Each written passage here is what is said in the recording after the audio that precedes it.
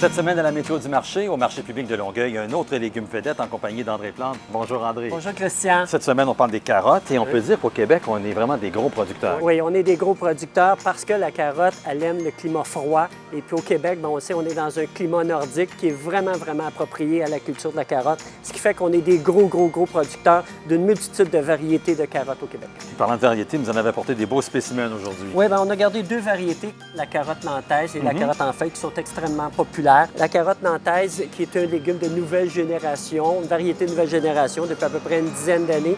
Elle est sur nos étals. Elle est vraiment populaire. À cause du prêt à manger, hein, on aime ça, on n'a pas besoin, on a juste besoin de la nettoyer rapidement et puis on la fait bouillir et elle est prête à manger.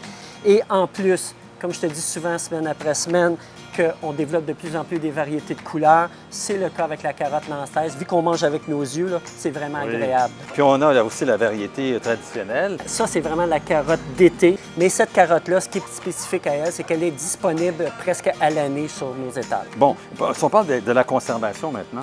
Autant la carotte nantaise que la carotte en feuille, c'est des variétés qui vont se conserver 2 à 3 semaines maximum. Il faut faire attention. Surtout la carotte en feuille, il faut couper la tige.